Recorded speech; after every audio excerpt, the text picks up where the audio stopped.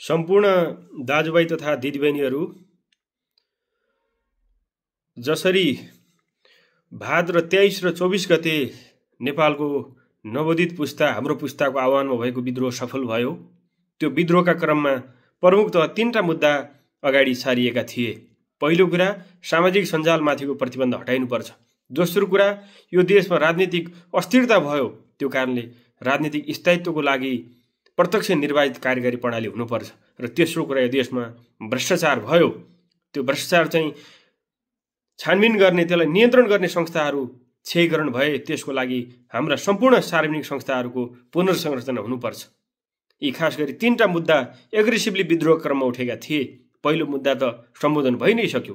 त्यस पश्चात जसरी चाहिँ भाद्र 27 गते शीतल निवासमा पुराना राजनीतिक शक्ति र सुशीला कार्कीको गिरोह मिलेर जसरी सत्ता कुह गरे, त्यस दिन यतादेखि नै यो देशमा एउटा गम्भीर राजनीतिक र संवैधानिक सङ्कट उत्पन्न भयो। र आज यतिका दिनसम्म आइपुग्दाखेरि एकापट्टि भाद्र 23 र 24 गतेको विद्रोहमा दमन गर्नेहरू, यो देशका युवाहरूलाई गोली हानेर मार्नेहरू, हत्याराहरूलाई एकापट्टि कारवाही गर्न नसक्ने परिस्थिति, र अर्कोपट्टि यो सरकारका मन्त्रीहरू, चाहे कुलमान घिसिङले चाहिँ 43 करोड नेपाललाई घाटा हुने गरिकन गरेको विद्युत सम्झौता, त्यो आर्थिक अपराध होस्, चाहे अर्थमन्त्रीले डोल्मालाई चाहिँ गैर कानुनी तवरले चाहिँ करोडौं चाहिँ कर छुट दिने निर्णय होस्, अथवा 16-17 वर्षका युवतीहरूलाई बेहोस बनाएर डिम्ब बिक्री गर्ने गम्भीर अपराधमा मुछिएका मान्छेलाई महान्यायाधिकर्ताको कार्यालयले दिएको चाहिँ उन्मुक्ति होस्, यो प्रकरणले गर्दाखेरि एकापट्टि चाहिँ यो देशमा युवाहरूले गोली हानेर मार्नेहरूलाई चाहिँ कारवाही गर्न नसक्ने, अर्कोपट्टि बनेको सरकारले यो देशमा लुटपाट चलाउने परिस्थिति सिर्जना भएपछि आज सिङ्गो राष्ट्र अशान्त आन्दोलित छ।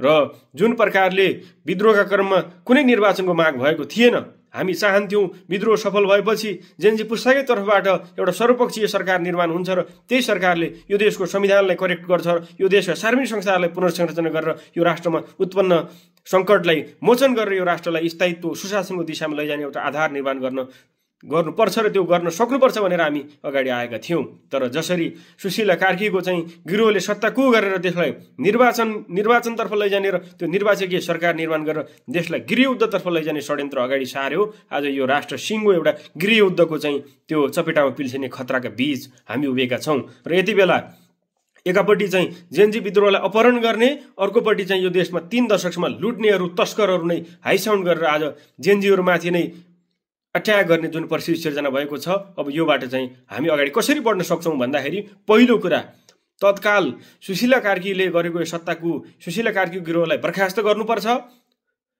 त्यसपछि जेनजी विद्रोहका क्रममा उठेका मुद्दाहरूलाई सम्बोधन गर्ने गरिकन एउटा चाहिँ सर्वपक्षीय सरकार निर्माण गर्नुपर्छ। त्यसपछि त्यही सरकारले एउटा राष्ट्रिय सहमति कायम गरेर हामी संविधानलाई पुनर्लेखन गर्छौँ, बल्ल त्यसपछि मुलुक एउटा चाहिँ निर्वाचनतर्फ गएर हामी चाहिँ यो राष्ट्रलाई चाहिँ एउटा स्थायित्व र सुशासनको दिशामा लैजान सक्छौँ। यही नै आजको अपरिहार्य आवश्यकता हो। आज जसरी